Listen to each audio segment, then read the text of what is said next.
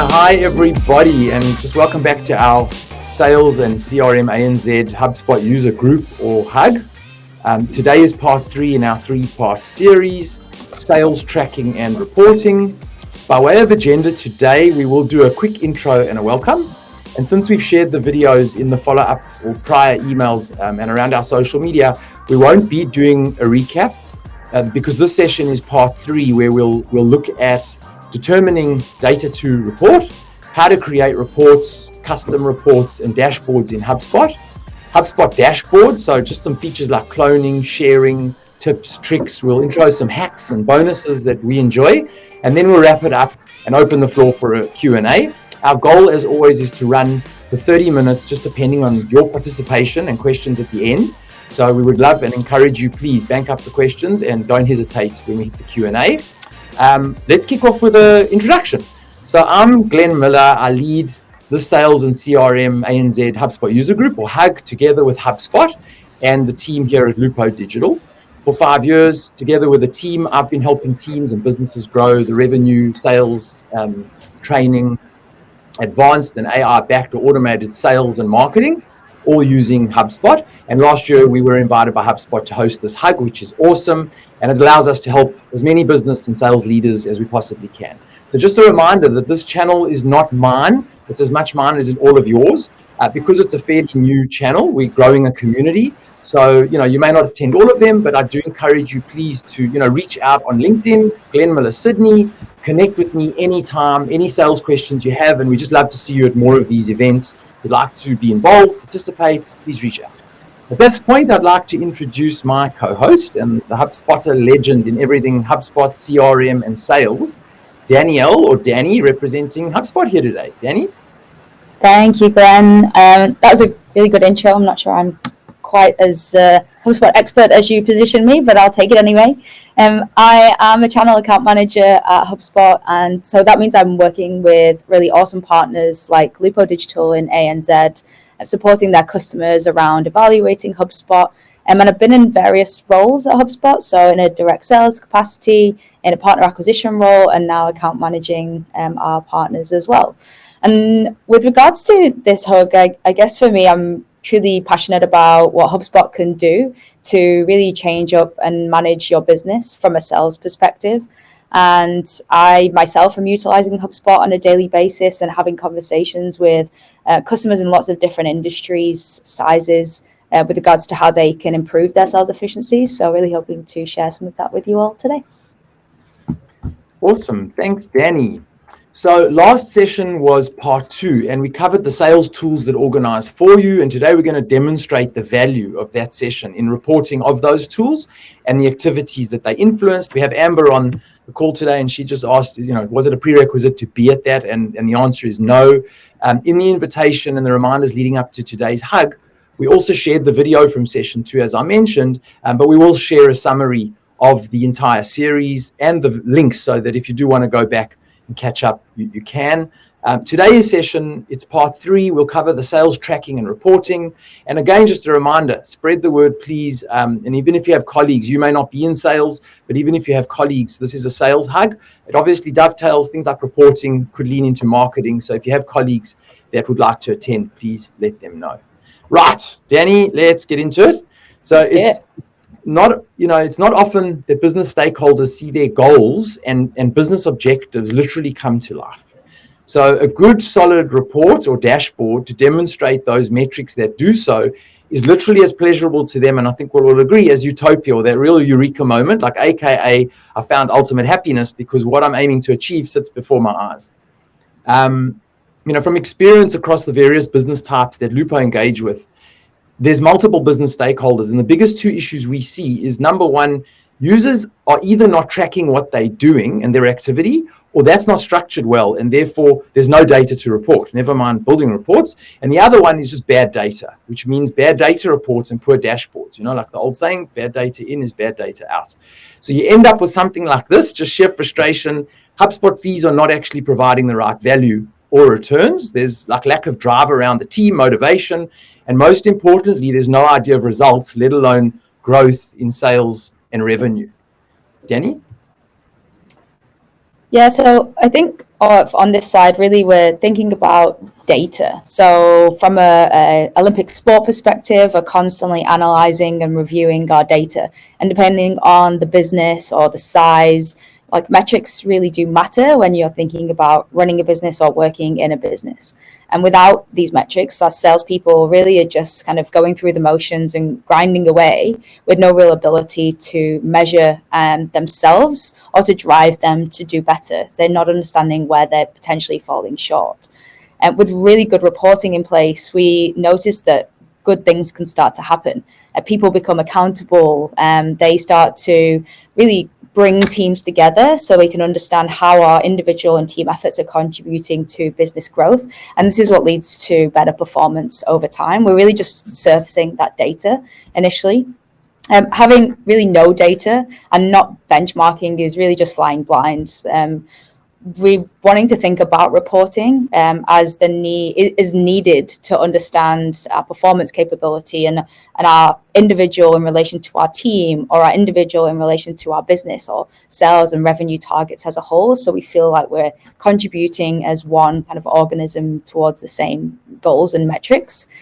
But we also need to think about the data being precise. We want to be able to report on actual data that is accurate, and in order to do that, we need to have good tracking in place. We need to understand what we intend to track, and by extension, we want to make sure that that data is accurate and being inputted accurately by people within our organizations.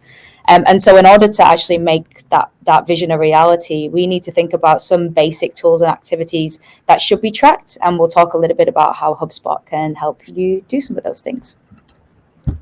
Awesome. Thanks, Danny. So in this short session today, we want you to get the most value. It's a short time, so that's always difficult. But the next couple of slides, we want to give you lots of food for thought to either create, enhance or update your reports, no matter the level of HubSpot that you feel you're at, or the team around you, or your users.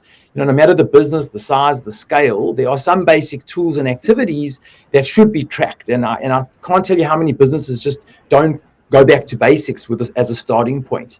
So out the box, there are potential metrics that you can and you should be reporting on. Obviously, it's a huge magnitude. So we're just going to try and draw a lens to probably the most critical ones, whether you're an individual or you operate in a team or you're across multiple divisions in an organization. So things like calls, call outcomes, maybe the length of calls, the type of calls.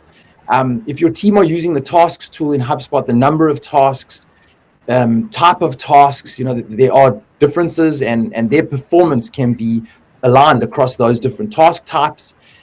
Teams that are using the meetings tool or calendar bookings, and then recording the outcomes of those meetings and the statuses.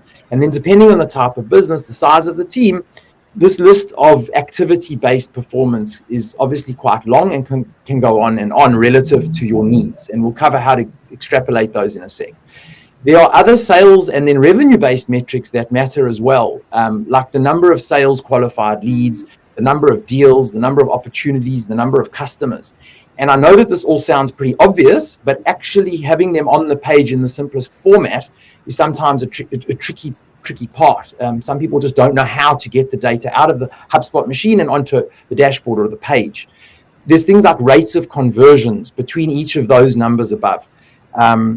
Between the pipeline stages and the pipeline metrics, sometimes even the conversion rates between those stages, things like brochure sends, quote sends, the engagement of those assets.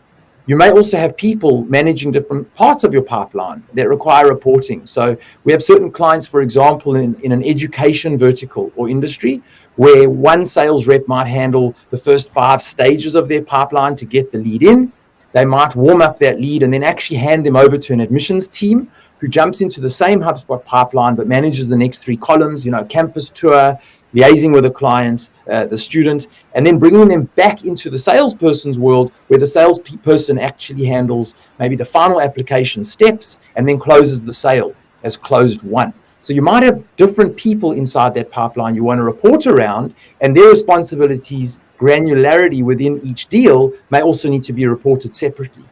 Then there's additional factors to track for deals that may also include your close dates. So if you're with a fast-paced team, investments, funds, those kind of metrics are pivotal, timing, time to close.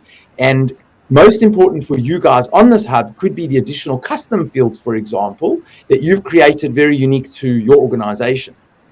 And then tracking the individual progress, lastly, and not to be forgotten, of your team members. So, maybe competitive performance, relevance like leaderboards and how people compare to one another, sales reps, business development, sales admins, sales managers. And your sales director wants to, plug on top of that, or maybe it's the same function, but you need a different report just with those metrics. And then finally, I'll leave you just maybe with a manager's tip. But you also want to include, setting goals, obviously, and then targets, and even using the HubSpot forecasting tool to measure off how are we tracking relative to our goals that we set, and from a forecasting perspective. Danny?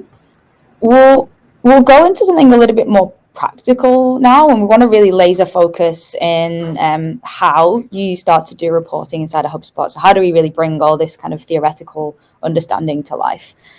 There's two key ways that we'll jump into. Number one is what we would call our stock standard sales reports. So these are libraries of reports that have been built up over time that are based on reports that HubSpot's been asked for, or reports that we've been seeing as highly utilized in HubSpot.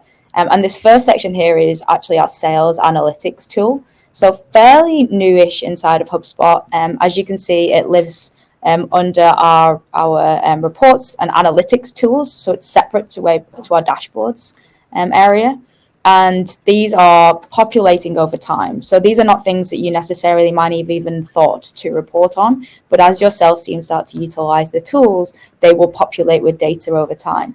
So if you haven't had a look at these, you are a sales professional customer, I'd strongly encourage you to go and click through some of these options here. There's all sorts of different metrics, things like a number of activities or forecasting, or how often a deal's being pushed. Lots of different types of reports that have been built that may give you some insight that you didn't even know that you needed. The next type of reporting, again, is from our report library, but these are stored in a slightly separate place. These, again, are all the reports that could live specifically in our HubSpot, so not just specific to sales, but could be relating to CRM or marketing, service, etc., depending on your subscription. These reports, both from a sales analytics and from a reports perspective, can be added to dashboards as well. And a bit of a pro tip, this might look slightly different from what you're used to. If you're used to using reports, we just had this UI change lately. So jump in, have a little play around, and find where some of these new tiles are for custom reports, as well as some of these stock standard reports that live inside of HubSpot. Thanks, Danny. Yes, I think just going a layer deeper on what Danny's just exposed, if, like Danny said, if this is the first time you're seeing this new interface, this user interface, you might be feeling a bit awkward, like, what's going on? It's all changed. So I think the things I want to hone in on, which we're just highlighting here, are the custom or customized or customizable sales reports. So 2 screens back, Danny was just showing you the out-the-box HubSpot reports, which have improved on their own. But when you want to build sales reports with metrics very unique to your business or the use case that you've added, or fields you've customized, whatever the reason, one or another, and that you need to report on, these metrics are reportable across a variety of these new little buttons in the background. And so within HubSpot, again, we have a variety, I hope, of users on the call today. Things, as you're seeing in this pop-up over here, like contacts, companies, deals, these are what HubSpot referred to as objects. And in terms of how the reporting system works, you can either report on metrics within a single object, for example, contact-based fields, to put them on a report, or you can report across multiple objects. And through the custom reports builder and across multiple objects or fields, that's where things sometimes get a bit trickier in having to play with the HubSpot tool a little bit just to work out how to get the precise metrics on your screen. So in addition to the single reports, we also have funnel-based reports, and you'll probably see it on the screenshot in the next screen, and attribution-based reports, where you can really go quite deep in playing around with however you wish to customize the fields that you have in HubSpot. So it should be said that a majority of our clients find that custom report building quite complex. If you have played with it, you'll probably understand what I mean. It's like opening your phone, a new phone, But we're constantly helping clients navigate that space. So if you feel overwhelmed, we have a data team, data managers, data analysts that can assist in just helping you build out exactly what you want. And we'll cover off shortly just how that looks and how we get there. Danny? So you now know where to find the various types of reports in HubSpot, both out of the box and custom, but then is really like the golden question. And this is really two things we must have answered before we start and embarking on report building. And that is, what precise data are we actually wanting to put on each dashboard? And just for some clarity around some of the jargon that we're using specific to HubSpot, a report, which is what you're seeing on the left-hand side, is one set of metrics, one visualization of the data, whereas a dashboard is an accumulation of many of those individual reports. So just so everyone's up to speed on the language that we're using. In terms of those questions that you might start to ask yourself is, do you have those custom data fields or properties? There might be specific relating to your business or industry circumstances or stakeholders. And there might even be product-specific information that you want to report on. And different businesses, different markets and segments will have lots of different information. So what is that information is the first question. And the second is it clean? Is it organized? Is it ready to actually report on? Is that a step we need to take before we start building reports? Are they going to show us things that don't make sense if the data isn't initially clean for us? So it's usually obvious or at least implied that you need to be in a position to report before and make sure that it's accurate and ready so that you can start to embark on report. Glenn's going to share with you how he goes about doing that with some clients. Yeah, so I think to just emphasize that once you kind of you're certain that your data is clean and that the team are tracking what they're doing, as we've covered, then we get this question all the time, and it's so simple but it's so complex, is how to laser focus, because once you realize how much data there is in HubSpot, there's this vast sea. So the other question we get all the time is, how do I laser focus on the right metrics in the quickest, easiest way? And I think I think there's a super simple hack that we've kind of put together where we hand back to that question, for each stakeholder. If you took a blank piece of paper and in your world there was X number of metrics that were super important, basic, advanced, whatever they might be, please list those bullet points, those metrics down on a page. And if you're someone in your entity that's responsible for putting together reporting, it sounds very simple, but if you've got 6 stakeholders, investors, managers, direct reports, all the rest, it's an easy way of just saying to each of them, look, put down on a page what you wish, and I'll then go away and I'll now organize those reports for you. And the end goal being that whatever metrics you get back on that page could ideally land up as an entire dashboard for that individual.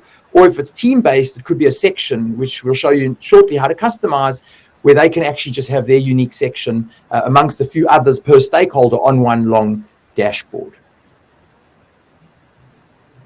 Danny?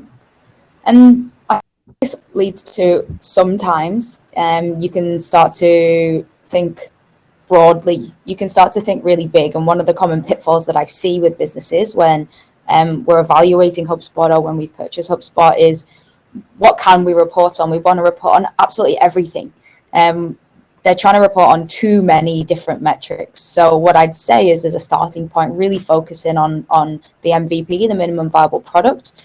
What are the absolute fundamental metrics that we need to report on, and start there, versus overcomplicating things and creating reports and dashboards that you're never going to look at. Like, we should really start small and build them up over time based on things that we're then using. And because we want reports to be a window into the data that we then start to make strategic decisions off the back of. Other metrics that managers might include, you might start to look at people competitive data or leaderboards, and really start to look at the small macro versus the micro, and really compare individuals and teams or revenue data and sales targets. For managers specifically, you might be looking at sales goals and targets and how these feed into the bigger picture.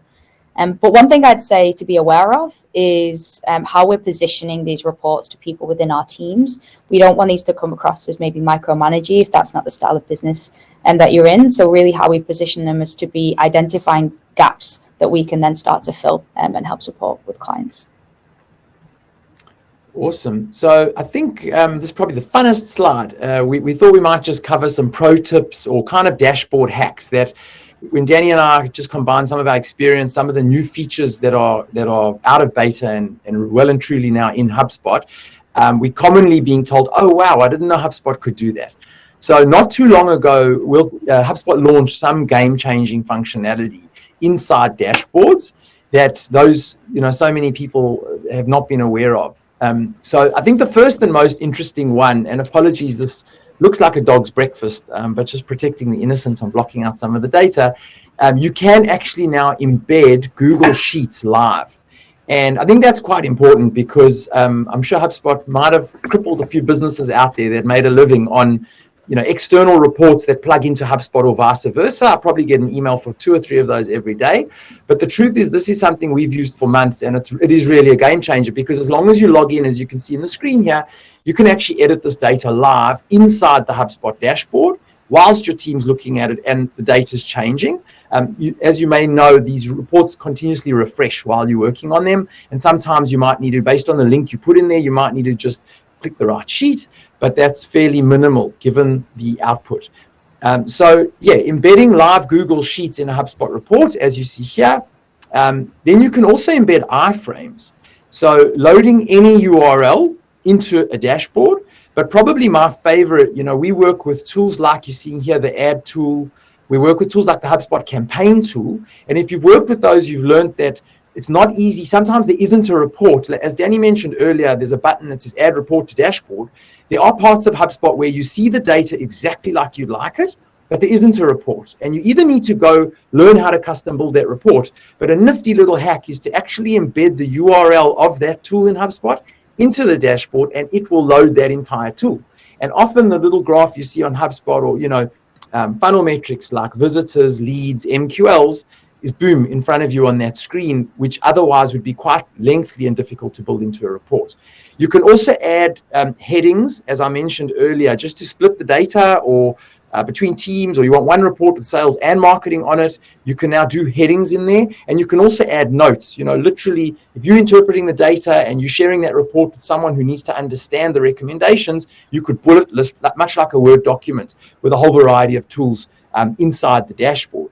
And then finally, as you're seeing on the right of the screen, and you may have noticed this popping up in a variety of places and tools in HubSpot, is the commenting tool on the right-hand side, built into and baked into dashboards. So if I mention Danny and I share some comments, she'll get a notification in her email. She'll click the link of that notification and arrive right here on the dashboard with that comment. She and I can now have a conversation, and that transcends time. In my own time, I'll get her comments, and the banter can go up and down, and that obviously helps if you're a global team. Danny, over to you. Yeah, there might also be people outside of HubSpot that you're not wanting to, for whatever reason, don't need access to your HubSpot CRM. Might be board members or high-level managers that aren't in the detail. Now, we can share specific dashboards. We can share specific links if they are in HubSpot, or we can share these things as PDFs.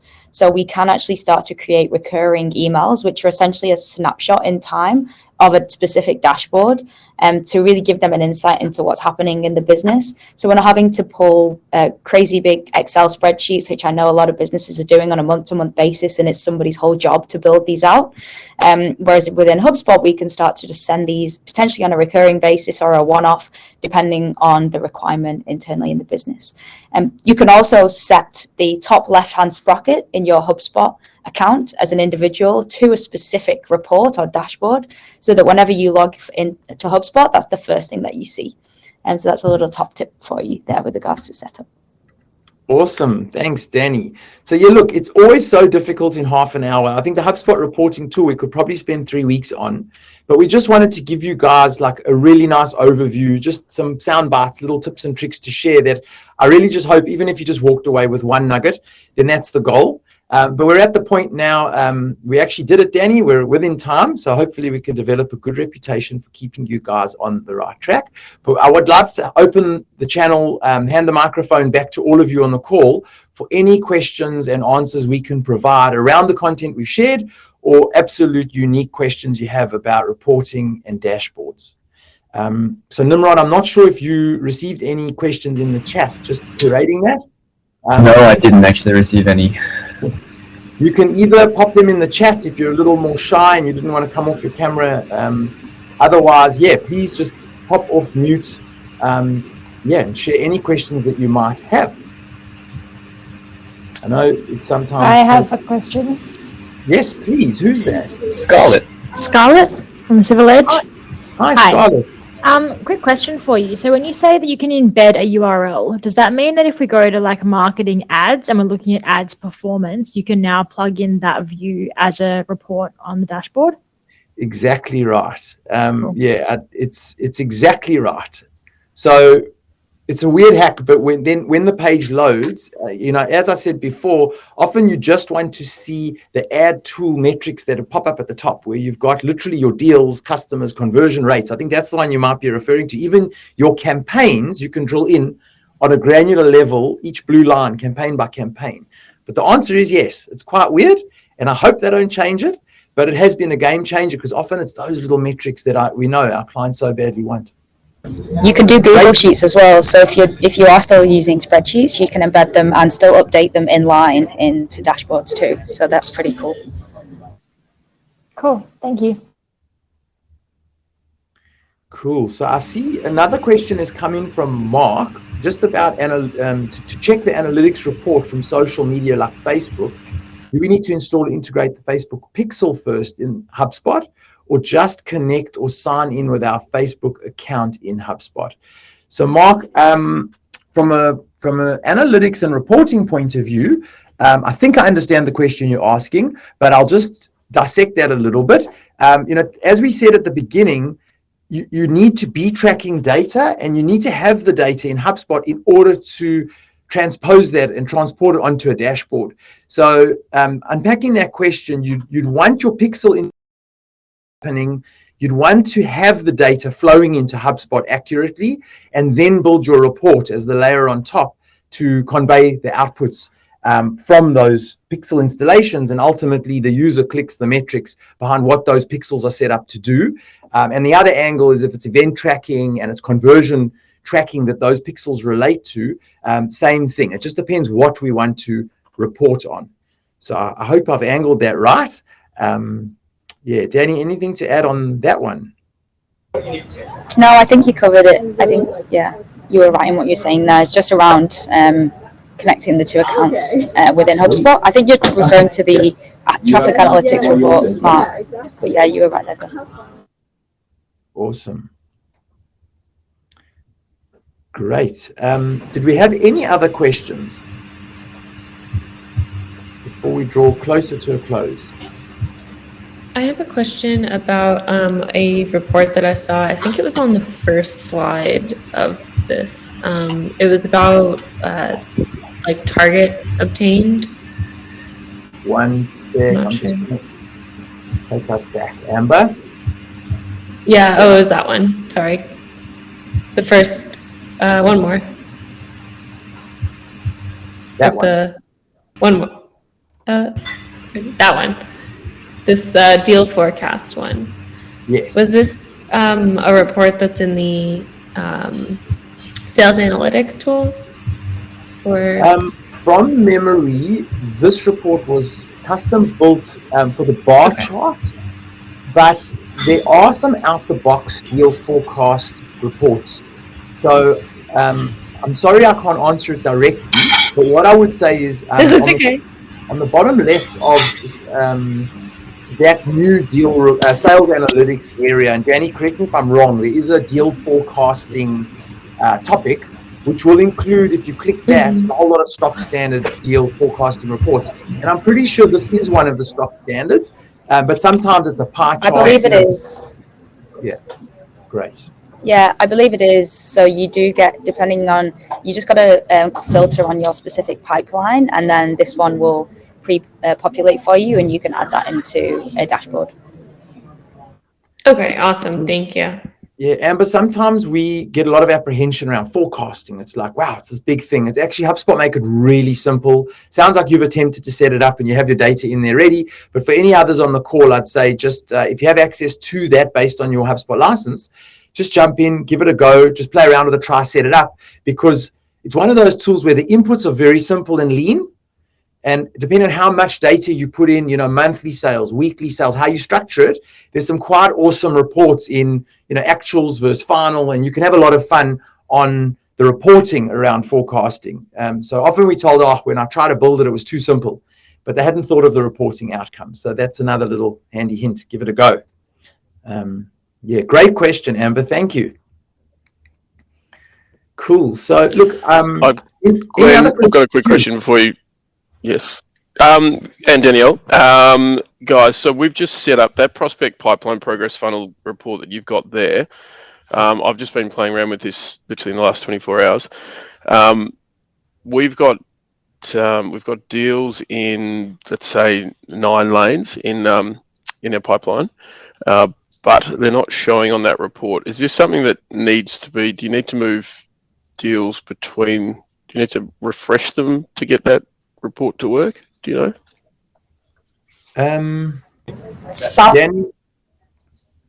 Or maybe without knowing the specifics of it, sometimes it does take a little time to update, but if you're filtering on the right pipeline, it should be showing the correct stages and the correct count of deals. No, it's all right.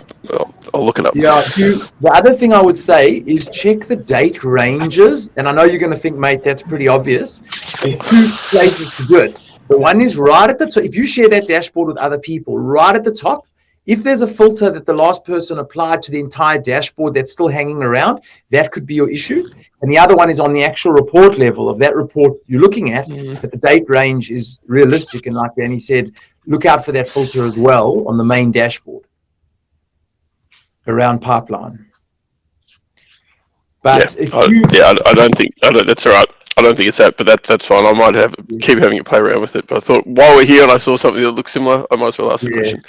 No worries, mate. And I think, again, if you're still pulling your hair out, oftentimes it sounds like that's one of those little teeny-weeny tweaks that once you can nail it, everything will flow in, or there'll be something structurally wrong that needs to be edited. But, feel free to reach out, mate. If you're losing hair like I have, we don't want you to get there. No, it's still here. All good. Great.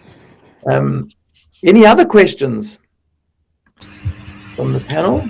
From the chat perspective, that's it.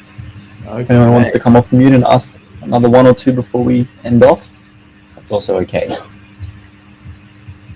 Give it a sec. Okay, well, guys, we're very always conscious and thankful for your time. Hoping today you were able just to take 1 or 2 little nuggets away. If so, we would love to see you next time. And based on the topic, we'd love to see you anyway. If you would like to contribute to what topics we present next, please send them through on the chat now. Please reach out. From today's event, you're on the community, so to speak. And so you can do it that way. We would love to peel off a common sales topic that is really important for you guys, rather than just blob away at what's not as relevant. But as always, thank you so much for your company. We really look forward to the next one. It's likely that'll be in the next 3 to 5 weeks, thereabouts. So please look out for the invitation. Thanks for your support. If you'd like to participate, get involved, please reach out to me. We would love to have you. So thanks, everybody. And I think we'll wrap it up there, Danny. Thanks, everyone.